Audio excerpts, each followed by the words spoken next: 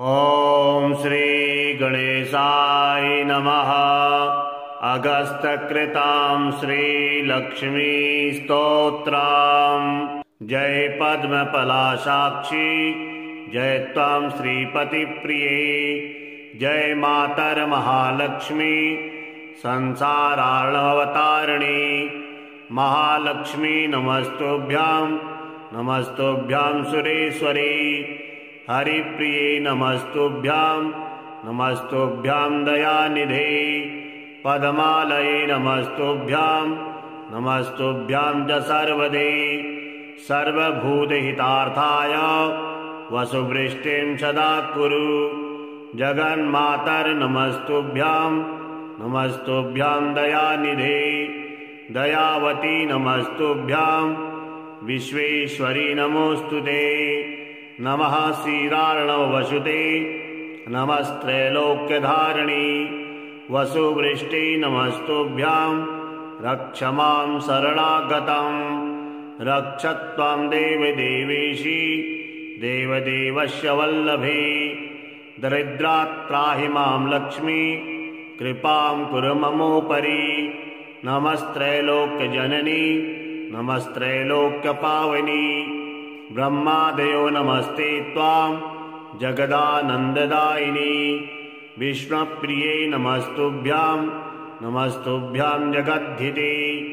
आर्तहन्त्री नमस्तुभ्यां, समृद्धिं कुरु मे सदा। अब्जवासे नमस्तुभ्यां, चपलायै नमो नमः। चञ्चलायै नमस्तुभ्यां, ललितायै नमो नमः। नमः प्रद्युम्न जननी, मातुस्तुभ्यां नमो नमः। परिपालय भो मातर, मां तुभ्यां शरणागतं। शरण्ये त्वां प्रपन्नोऽस्मि, कमले कमलालये। त्राहि त्राहि महालक्ष्मी, परित्राणपरायणे। पाण्डित्यां शोभते नैव, न शोभन्ति गुणा नरे। शीलत्वं नैव शोभेता, महालक्ष्मी त्वया विना। तावद्विराजते रूपं, तावच्छीलं विराजते। तावद्गुणानराणां च, यावलक्ष्मीः प्रसीदति।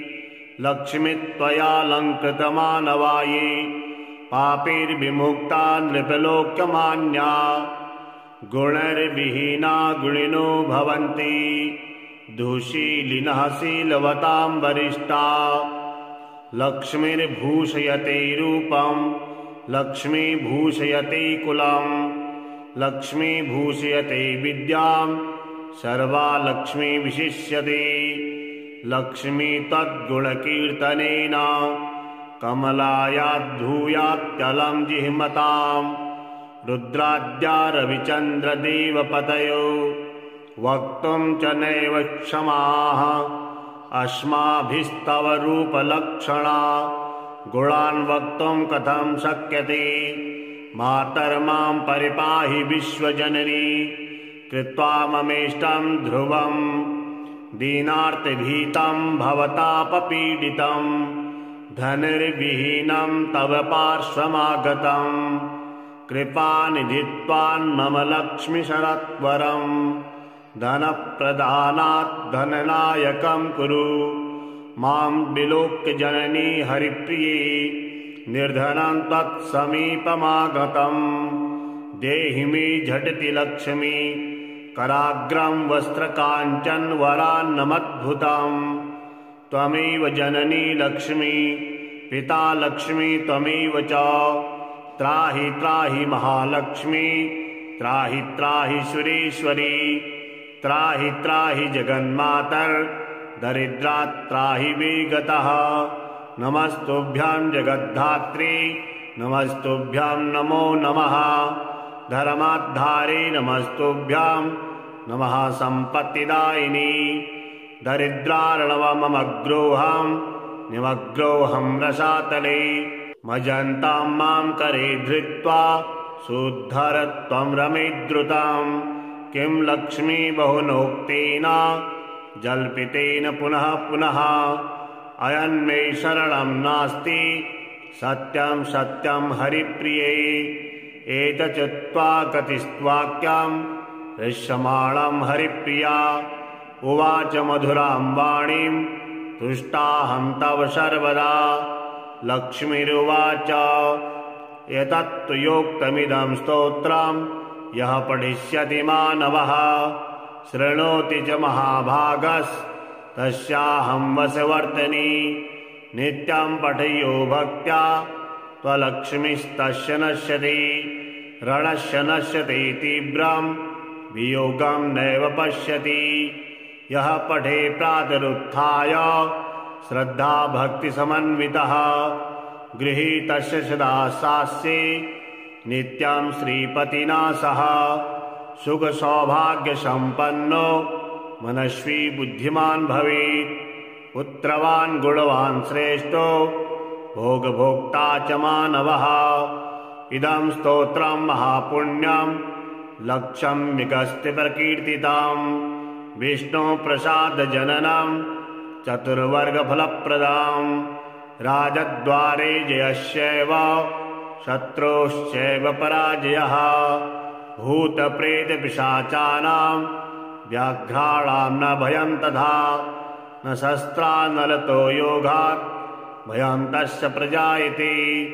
दुर्वृत्तानां च पापानां बहुहानिकरं परां मधुरातरिशालासु गवाङ्गोष्ठे समाहितः पठेत् दोषशान्त्यर्थं महापातकनाशनं सर्वसौख्यकरं दृढं मायुरारोग्यदं तथा।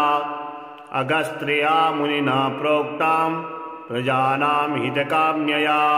जय पद्मपलाशाक्षी जय त्वं श्रीपतिप्रिये जय मातर्महालक्ष्मी संसारार्णवतारिणी।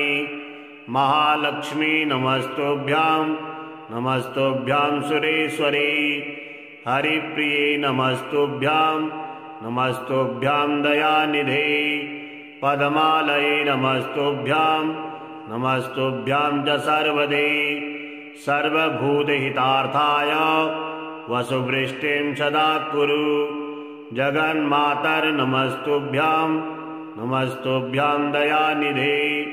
दयावती नमस्तुभ्यां विश्वेश्वरी नमोऽस्तुते। नमः क्षीरार्णवसुते नमस्त्रैलोक्यधारिणी। वसुवृष्टि नमस्तुभ्यां रक्ष मां शरणागतं। रक्ष त्वं देवदेवेशी देवदेवस्य वल्लभे। दरिद्रात् त्राहि मां लक्ष्मी कृपां कुरु ममोपरि। नमस्त्रैलोक्यजननी नमस्त्रैलोक्यपावनी। ब्रह्मादयो नमस्ते त्वां जगदानन्ददायिनी। विष्णुप्रिये नमस्तुभ्यां नमस्तुभ्यां जगद्धिते। आर्तहन्त्री नमस्तुभ्यां समृद्धिं कुरु मे सदा। अब्जवासे नमस्तुभ्यां चपलायै नमो नमः। चञ्चलायै नमस्तुभ्यां ललितायै नमो नमः।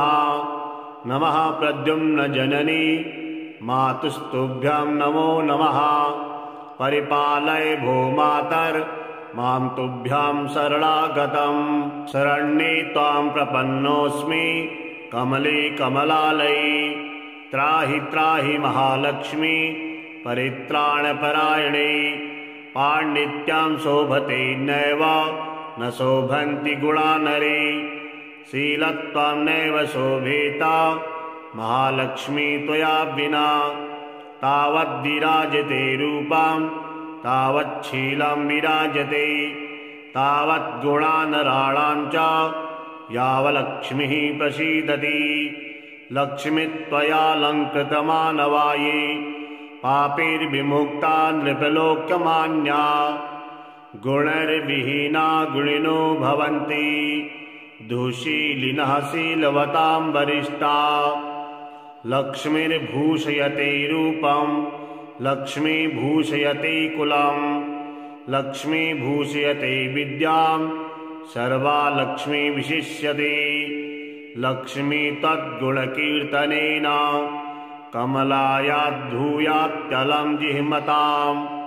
रुद्राद्या रविचन्द्रदेवपतयो वक्तुं च नैव क्षमाः अस्माभिस्तव रूपलक्षणा गुणान् वक्तुं कथं शक्यते मातर्मां परिपाहि विश्वजननी कृत्वा ममेष्टं ध्रुवं दीनार्तभीतं भवतापपीडितं धनुर्विहीनं तव पार्श्वमागतं कृपानिधित्वान् मम लक्ष्मीशरत्वरं धनप्रदानात् धननायकं कुरु मां विलोक्य जननी हरिप्रिये निर्धनं त्वत्समीपमागतं देहि मे झटिति लक्ष्मी कराग्रं वस्त्रकाञ्चनवरान्नमद्भुतं त्वमेव जननी लक्ष्मी पिता लक्ष्मी त्वमेव च त्राहि त्राहि महालक्ष्मी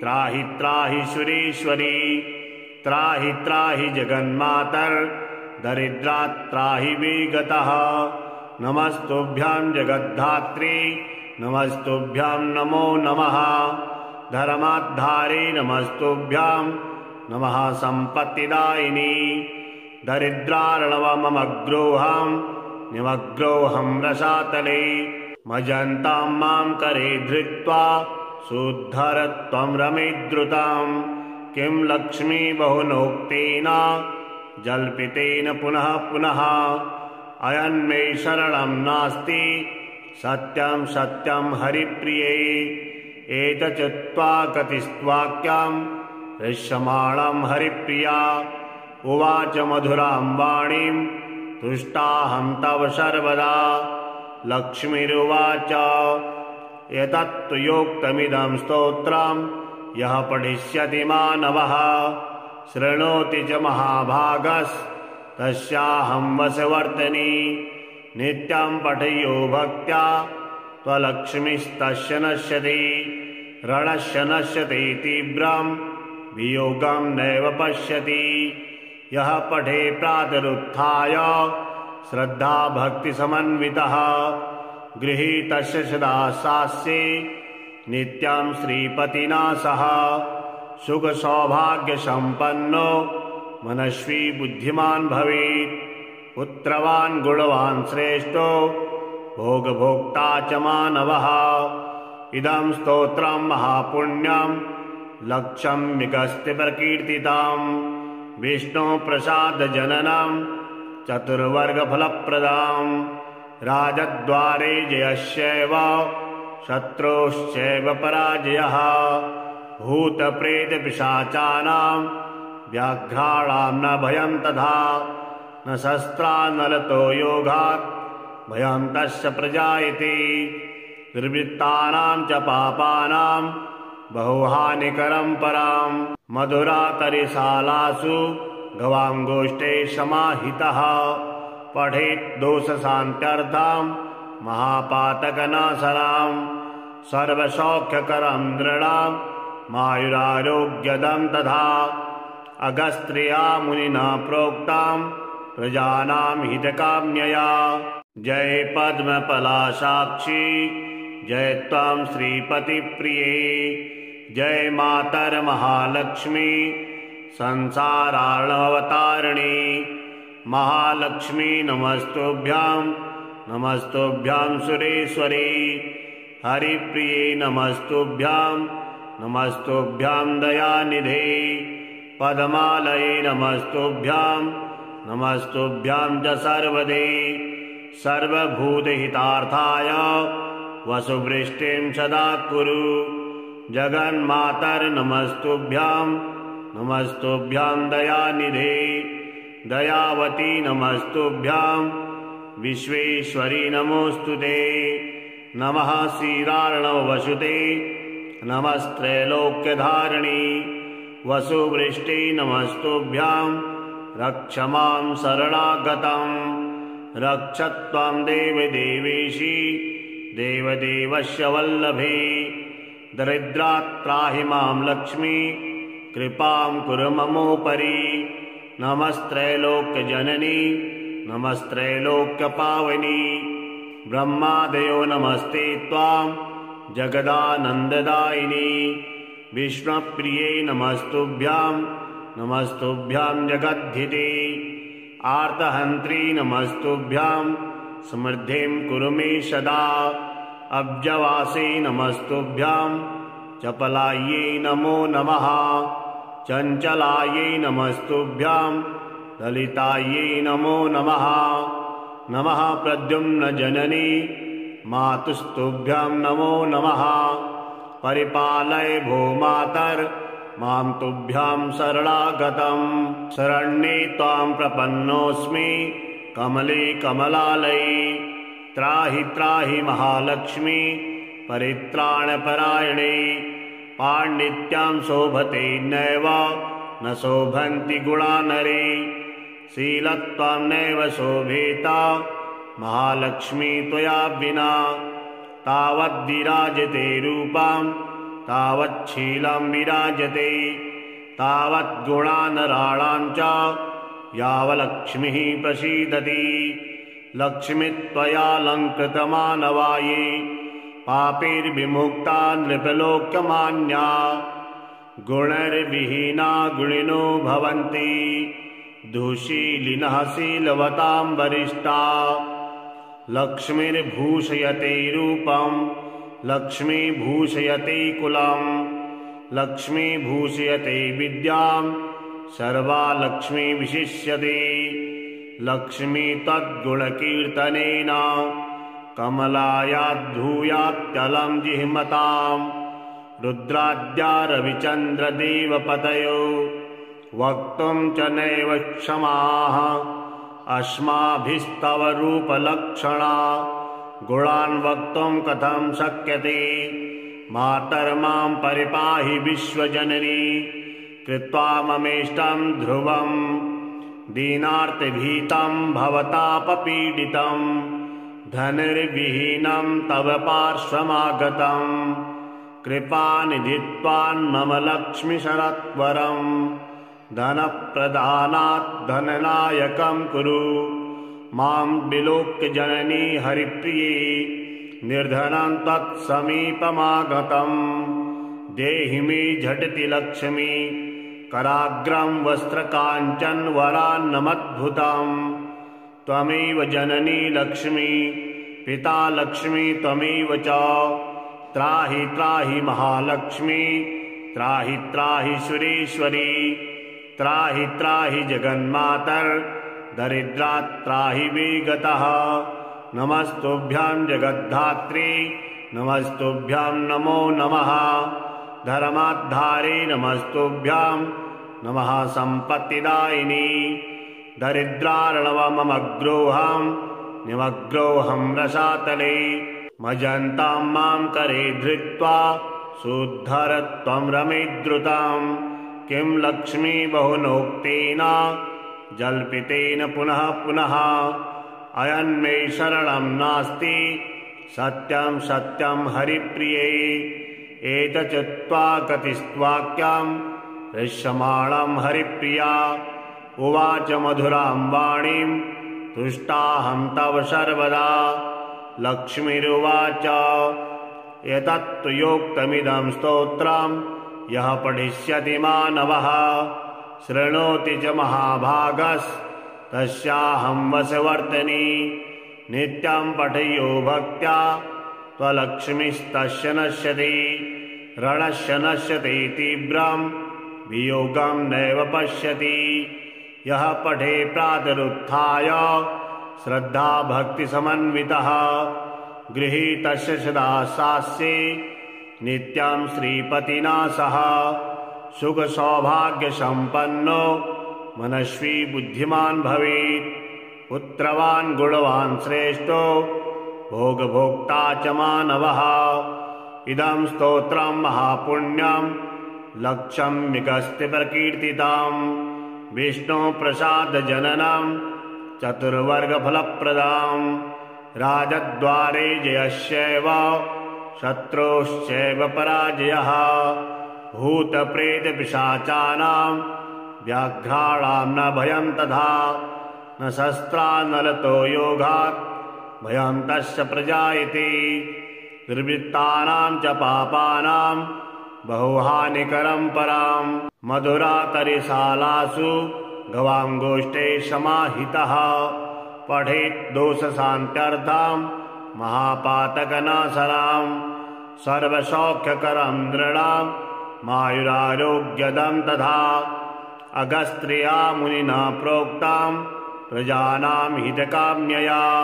जय पद्मपलाशाक्षी जय त्वां श्रीपतिप्रिये जय मातर्महालक्ष्मी संसारार्णवतारिणी महालक्ष्मी नमस्तुभ्यां नमस्तुभ्यां सुरेश्वरी हरिप्रिये नमस्तुभ्यां नमस्तुभ्यां दयानिधे पद्मालये नमस्तुभ्यां नमस्तुभ्यां च सर्वदे सर्वभूतहितार्थाय वसुवृष्टिं सदा कुरु जगन्मातर्नमस्तुभ्यां नमस्तुभ्यां दयानिधे दयावती नमस्तुभ्यां विश्वेश्वरी नमोऽस्तुते नमः क्षीरार्णवसुते नमस्त्रैलोक्यधारिणी वसुवृष्टि नमस्तुभ्यां रक्ष मां शरणागतं रक्षत्वं देवदेवेशी देवदेवस्य वल्लभे दरिद्रात्राहि मां लक्ष्मी कृपां कुरु ममोपरि नमस्त्रैलोक्यजननी नमस्त्रैलोक्यपावनी ब्रह्मादयो नमस्ते त्वां जगदानन्ददायिनी विष्णुप्रिये नमस्तुभ्यां नमस्तुभ्यां जगद्धिते आर्तहन्त्री नमस्तुभ्यां समृद्धिं कुरु मे सदा अब्जवासे नमस्तुभ्यां चपलायै नमो नमः चञ्चलायै नमस्तुभ्यां ललितायै नमो नमः नमः प्रद्युम्नजननी मातुस्तुभ्यां नमो नमः परिपालय भो मातर् मां तुभ्यां शरणागतं शरण्ये त्वां प्रपन्नोऽस्मि कमले कमलालये त्राहि त्राहि महालक्ष्मी परित्राणपरायणे पाण्डित्यां शोभते नैव न शोभन्ति गुणा नरे शीलत्वां नैव शोभेता महालक्ष्मी त्वया विना तावद्विराजते रूपां तावच्छीलं विराजते तावद्गुणानराणां च यावलक्ष्मीः प्रसीदति लक्ष्मीत्वयालङ्कृतमानवाये पापैर्विमुक्ता नृपलोकमान्या गुणैर्विहीना गुणिनो भवन्ति दुःशीलिनः शीलवतां वरिष्ठा लक्ष्मीर्भूषयते रूपं लक्ष्मी भूषयते कुलं लक्ष्मी भूषयते विद्यां सर्वा लक्ष्मी विशिष्यते लक्ष्मी तद्गुणकीर्तनेन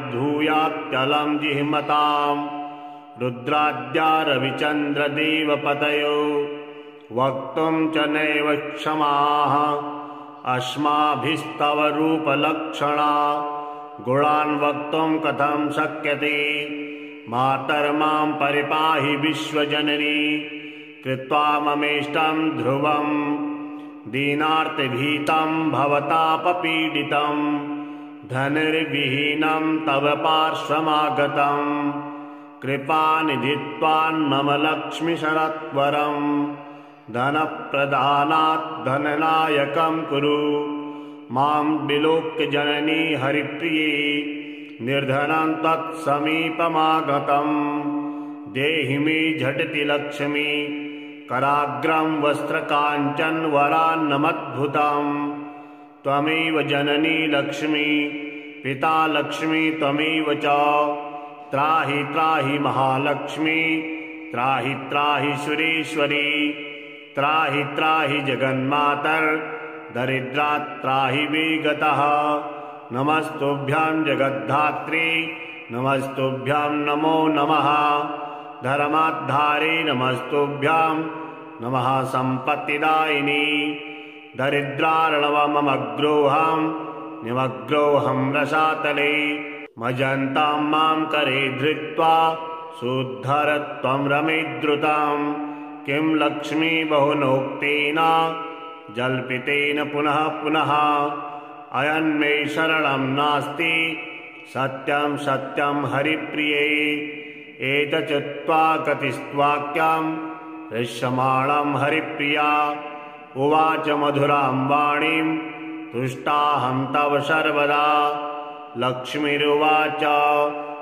एतत्तु योक्तमिदं स्तोत्रं यः पठिष्यति मानवः शृणोति च महाभागस्तस्याहं वशवर्तिनी नित्यं पठयो भक्त्या त्वलक्ष्मीस्तस्य नश्यति रणस्य नश्यति तीव्रं वियोगं नैव पश्यति यः पठे प्रातरुत्थाय श्रद्धा भक्तिसमन्वितः गृहीतस्य सदा सास्ये नित्यं श्रीपतिना सह सुखसौभाग्यसम्पन्नो मनस्वी बुद्धिमान् भवेत् पुत्रवान् गुणवान् श्रेष्ठो भोगभोक्ता च मानवः इदं स्तोत्रं महापुण्यं लक्ष्यं विगस्ति प्रकीर्तितां विष्णुप्रसादजननं चतुर्वर्गफलप्रदां राजद्वारे जयस्यैव शत्रोश्चैव पराजयः भूतप्रेतपिशाचानां व्याघ्राणां न भयं तथा न शस्त्रानलतो योगात् भयं तस्य प्रजायते दुर्वृत्तानां च पापानां बहुहानिकरं परां मधुरातरिशालासु गवाङ्गोष्ठे समाहितः पठेत् दोषशान्त्यर्थं महापातकनाशनां सर्वसौख्यकरं दृढं मायुरारोग्यदं तथा अगस्त्रिया मुनिना प्रोक्तां प्रजानां हितकाम्यया जय पद्मपलाशाक्षी जय त्वां श्रीपतिप्रिये जय मातर्महालक्ष्मी संसारार्णवतारिणी महालक्ष्मी नमस्तुभ्यां नमस्तुभ्यां सुरेश्वरी हरिप्रिये नमस्तुभ्यां नमस्तुभ्यां दयानिधे पद्मालये नमस्तुभ्यां नमस्तुभ्यां च सर्वदे सर्वभूतहितार्थाय वसुवृष्टिं सदा कुरु जगन्मातर्नमस्तुभ्यां नमस्तुभ्यां दयानिधे दयावती नमस्तुभ्यां विश्वेश्वरी नमोऽस्तुते नमः श्रीरार्णवसुते नमस्त्रैलोक्यधारिणी वसुवृष्टि नमस्तुभ्यां रक्ष मां शरणागतं रक्ष त्वां देवदेवेशी देवदेवस्य वल्लभे दरिद्रात्राहि मां लक्ष्मी कृपां कुरु ममोपरि नमस्त्रैलोक्यजननी नमस्त्रैलोक्यपावनी ब्रह्मादयो नमस्ते त्वां जगदानन्ददायिनी विष्णुप्रिये नमस्तुभ्यां नमस्तुभ्यां जगद्धिते आर्तहन्त्री नमस्तुभ्यां समृद्धिं कुरु मे सदा अब्जवासे नमस्तुभ्यां चपलायै नमो नमः चञ्चलायै नमस्तुभ्यां ललितायै नमो नमः नमः प्रद्युम्नजननी मातुस्तुभ्यां नमो नमः परिपालय भो मातर् मां तुभ्यां शरणागतं शरण्ये त्वां प्रपन्नोऽस्मि कमले कमलालये त्राहि त्राहि महालक्ष्मी परित्राणपरायणे पाण्डित्यां शोभते नैव न शोभन्ति गुणा नरे शीलत्वां नैव शोभेता महालक्ष्मी त्वया विना तावद्विराजते रूपां तावच्छीलं विराजते तावद्गुणानराणां च यावलक्ष्मीः प्रसीदति लक्ष्मीत्वयालङ्कृतमानवाये पापैर्विमुक्ता नृपलोकमान्या गुणैर्विहीना गुणिनो भवन्ति दुःशीलिनः शीलवतां वरिष्ठा लक्ष्मीर्भूषयते रूपं लक्ष्मी भूषयते कुलं लक्ष्मी भूषयते विद्यां सर्वा लक्ष्मी विशिष्यते। लक्ष्मी तद्गुणकीर्तनेन कमलायाद्धूयात्यलं जिह्मतां रुद्राद्या रविचन्द्रदेवपतयो वक्तुं च नैव क्षमाः अस्माभिस्तव रूपलक्षणा गुणान् वक्तुं कथं शक्यते।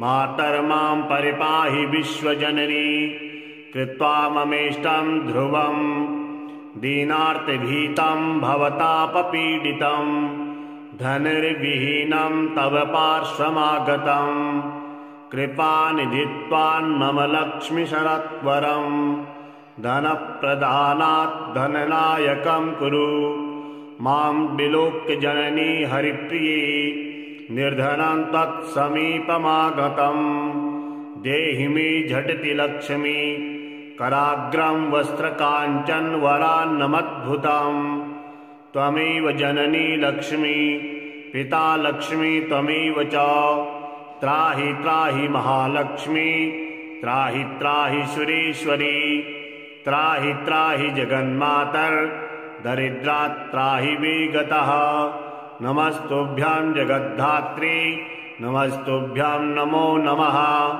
धर्माद्धारे नमस्तुभ्यां नमः सम्पत्तिदायिनी दरिद्रार्णवमग्रोहं निमग्रोहं रसातले मजन्तां मां करे धृत्वा शुद्धर त्वं रमेद्रुतां किं लक्ष्मी बहुनोक्तेन जल्पितेन पुनः पुनः अयन्मे शरणं नास्ति सत्यं सत्यं हरिप्रिये एतच्चत्वा कतिस्त्वाक्यं हृष्यमाणं हरिप्रिया उवाच मधुरां वाणीं तुष्टाहं तव सर्वदा लक्ष्मीरुवाच एतत्तु योक्तमिदं स्तोत्रं यः पठिष्यति मानवः शृणोति च महाभागस्तस्याहं वशवर्तिनी नित्यं पठयो भक्त्या त्वलक्ष्मीस्तस्य नश्यति रणस्य नश्यति तीव्रं वियोगं नैव पश्यति यः पठे प्रातरुत्थाय श्रद्धा भक्तिसमन्वितः गृहीतस्य सदा सास्ये नित्यं श्रीपतिना सह सुखसौभाग्यसम्पन्नो मनस्वी बुद्धिमान् भवेत् पुत्रवान् गुणवान् श्रेष्ठो भोगभोक्ता च मानवः इदं स्तोत्रं महापुण्यं लक्ष्म्यगस्त्य प्रकीर्तितं विष्णुप्रसादजननं चतुर्वर्गफलप्रदां राजद्वारे जयस्यैव शत्रोश्चैव पराजयः भूतप्रेतपिशाचानां व्याघ्राणां न भयं तथा न शस्त्रानलतो योगात् भयं तस्य प्रजायते दुर्वृत्तानां च पापानां बहुहानिकरं परां मधुरातरिशालासु गवाङ्गोष्ठे समाहितः पठेत् दोषशान्त्यर्थं महापातकनाशनां सर्वसौख्यकरं दृढं मायुरारोग्यदं तथा अगस्त्रिया मुनिना प्रोक्तां प्रजानां हितकाम्यया जय पद्मपलाशाक्षी जय त्वां श्रीपतिप्रिये जय मातर्महालक्ष्मी संसारार्णवतारिणी महालक्ष्मी नमस्तुभ्यां नमस्तुभ्यां सुरेश्वरी हरिप्रिये नमस्तुभ्यां नमस्तुभ्यां दयानिधे पद्मालये नमस्तुभ्यां नमस्तुभ्यां च सर्वदे सर्वभूतहितार्थाय वसुवृष्टिं सदा कुरु जगन्मातर्नमस्तुभ्यां नमस्तुभ्यां दयानिधे दयावती नमस्तुभ्यां विश्वेश्वरी नमोऽस्तुते नमः श्रीरार्णवसुते नमस्त्रैलोक्यधारिणी वसुवृष्टि नमस्तुभ्यां रक्ष मां शरणागतं रक्षत्वं देवदेवेशी देवदेवस्य वल्लभे दरिद्रात् त्राहि मां लक्ष्मी कृपां कुरु ममोपरि नमस्त्रैलोक्यजननी नमस्त्रैलोक्यपावनी ब्रह्मादयो नमस्ते त्वां जगदानन्ददायिनी विष्णुप्रिये नमस्तुभ्यां नमस्तुभ्यां जगद्धिते आर्तहन्त्री नमस्तुभ्यां समृद्धिं कुरु मे सदा अब्जवासे नमस्तुभ्यां चपलायै नमो नमः चञ्चलायै नमस्तुभ्यां ललितायै नमो नमः नमः प्रद्युम्न जननी मातुस्तुभ्यां नमो नमः परिपालय भो मातर् मां तुभ्यां शरणागतं शरण्ये त्वां प्रपन्नोऽस्मि कमले कमलालये त्राहि त्राहि महालक्ष्मी परित्राणपरायणे पाण्डित्यां शोभते नैव न शोभन्ति गुणा नरे शीलत्वां नैव शोभेता महालक्ष्मी त्वया विना तावद्विराजते रूपां तावच्छीलं विराजते तावद्गुणानराणां च यावलक्ष्मीः प्रसीदति लक्ष्मी त्वयालङ्कृतमानवाये पापैर्विमुक्ता नृपलोकमान्या गुणैर्विहीना गुणिनो भवन्ति दुःशीलिनः शीलवतां वरिष्ठा लक्ष्मीर्भूषयते रूपं लक्ष्मी भूषयते कुलं लक्ष्मी भूषयते विद्यां सर्वा लक्ष्मी विशिष्यते लक्ष्मी तद्गुणकीर्तनेन कमलायाद्धूयात्यलं जिह्मतां रुद्राद्या रविचन्द्रदेवपतयो वक्तुं च नैव क्षमाः अस्माभिस्तव रूपलक्षणा गुणान् वक्तुं कथं शक्यते मातर्मां परिपाहि विश्वजननी कृत्वा ममेष्टं ध्रुवं दीनार्तभीतं भवतापपीडितं धनुर्विहीनं तव पार्श्वमागतं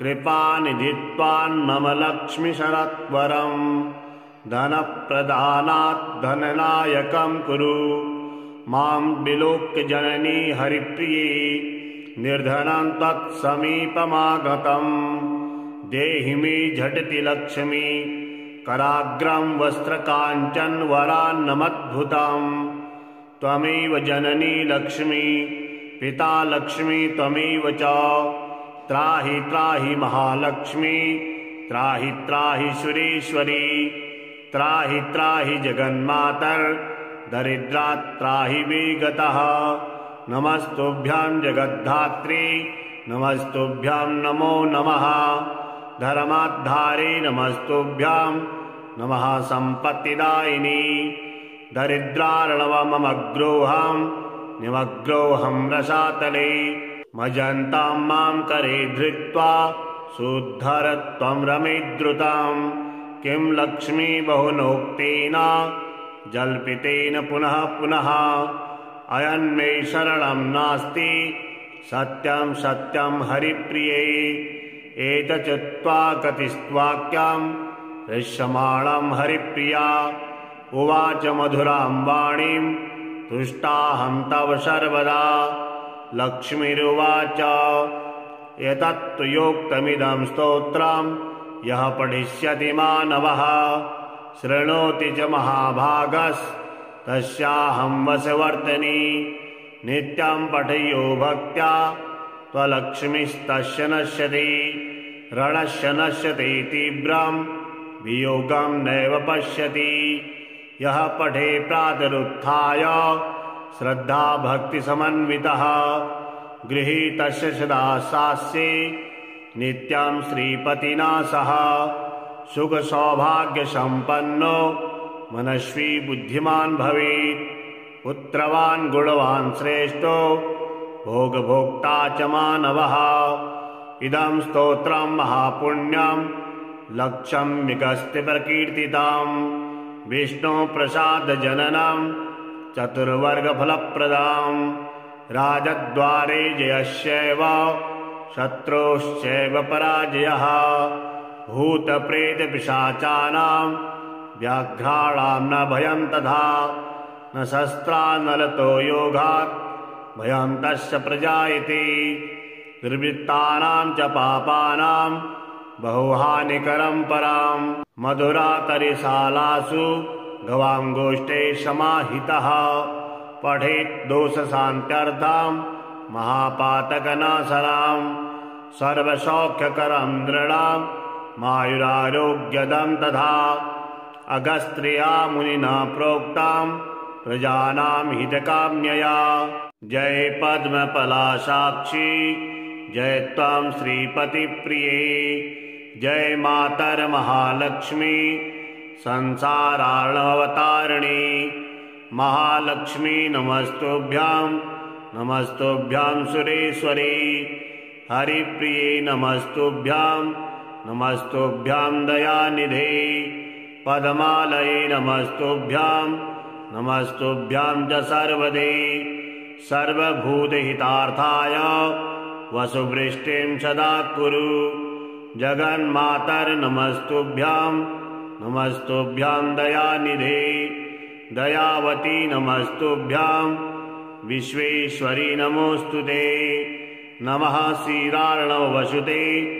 नमस्त्रैलोक्यधारिणी वसुवृष्टि नमस्तुभ्यां रक्ष मां शरणागतं रक्ष त्वां देवदेवेशी देवदेवस्य वल्लभे दरिद्रात् त्राहि मां लक्ष्मी कृपां कुरु ममोपरि नमस्त्रैलोक्यजननी नमस्त्रैलोक्यपावनी ब्रह्मादयो नमस्ते त्वां जगदानन्ददायिनी विष्णुप्रिये नमस्तुभ्यां नमस्तुभ्यां जगद्धिते आर्तहन्त्री नमस्तुभ्यां समृद्धिं कुरु मे सदा अब्जवासे नमस्तुभ्यां चपलायै नमो नमः चञ्चलायै नमस्तुभ्यां ललितायै नमो नमः नमः प्रद्युम्नजननी मातुस्तुभ्यां नमो नमः परिपालय भो मातर् मां तुभ्यां शरणागतं शरण्ये त्वां प्रपन्नोऽस्मि कमले कमलालये त्राहि त्राहि महालक्ष्मी परित्राणपरायणे पाण्डित्यां शोभते नैव न शोभन्ति गुणा नरे शीलत्वां नैव शोभेता महालक्ष्मी त्वया विना तावद्विराजते रूपां तावच्छीलं विराजते तावद्गुणानराणां च यावलक्ष्मीः प्रसीदति लक्ष्मी त्वयालङ्कृतमानवाये पापैर्विमुक्ता नृपलोकमान्या गुणैर्विहीना गुणिनो भवन्ति दुःशीलिनः शीलवतां वरिष्ठा लक्ष्मीर्भूषयते रूपं लक्ष्मी भूषयते कुलं लक्ष्मी भूषयते विद्यां सर्वा लक्ष्मी विशिष्यते लक्ष्मी तद्गुणकीर्तनेन कमलायाद्धूयात्यलं जिह्मतां रुद्राद्या रविचन्द्रदेवपतयो वक्तुं च नैव क्षमाः अस्माभिस्तव रूपलक्षणा गुणान् वक्तुं कथं शक्यते मातर्मां परिपाहि विश्वजननी कृत्वा ममेष्टं ध्रुवं दीनार्तभीतं भवतापपीडितं धनुर्विहीनं तव पार्श्वमागतं कृपानिधित्वान् मम लक्ष्मीशरत्वरं धनप्रदानात् धननायकं कुरु मां विलोक्य जननी हरिप्रिये निर्धनं तत्समीपमागतं देहि मे झटिति लक्ष्मी कराग्रं वस्त्रकाञ्चनवरान्नमद्भुतं त्वमेव जननी लक्ष्मी पिता लक्ष्मी त्वमेव च त्राहि त्राहि महालक्ष्मी त्राहि त्राहि सुरेश्वरी त्राहि त्राहि जगन्मातर् दरिद्रात्राहि विगतः। नमस्तुभ्यां जगद्धात्री नमस्तुभ्यां नमो नमः। धर्माधारी नमस्तुभ्यां नमः सम्पत्तिदायिनी। दरिद्रार्णवमग्रोहं निमग्रोहं रसातले। मजन्तां मां करे धृत्वा शुद्धरत्वं रमेद्रुतां। किं लक्ष्मी बहुनोक्तेन जल्पितेन पुनः पुनः। अयन्मे शरणं नास्ति सत्यं सत्यं हरिप्रिये। एतच्चित्वा कतिस्त्वाक्यं हृष्यमाणं हरिप्रिया। उवाच मधुरां वाणीं तुष्टाहं तव सर्वदा। लक्ष्मीरुवाच एतत्तु योक्तमिदं स्तोत्रं यः पठिष्यति मानवः शृणोति च महाभागस्तस्याहं वशवर्तिनी। नित्यं पठयो भक्त्या त्वलक्ष्मीस्तस्य नश्यति। रणस्य नश्यति तीव्रं वियोगं नैव पश्यति। यः पठे प्रातरुत्थाय श्रद्धा भक्तिसमन्वितः गृहीतस्य सदा सास्ये नित्यं श्रीपतिना सह। सुखसौभाग्यसम्पन्नो मनस्वी बुद्धिमान् भवेत्। पुत्रवान् गुणवान् श्रेष्ठो भोगभोक्ता च मानवः। इदं स्तोत्रं महापुण्यं लक्षम्यगस्त्य प्रकीर्तितं।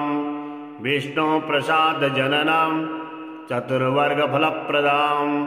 राजद्वारे जयस्यैव शत्रोश्चैव पराजयः। भूतप्रेतपिशाचानां व्याघ्राणां न भयं तथा। न शस्त्रान्नलतो योगात् भयं तस्य प्रजायते। दुर्वृत्तानां च पापानां बहुहानिकरं परां। मधुरातरिशालासु गवाङ्गोष्ठे समाहितः। पठेत् दोषशान्त्यर्थं महापातकनाशनां। सर्वसौख्यकरं नृणां मायुरारोग्यदं तथा।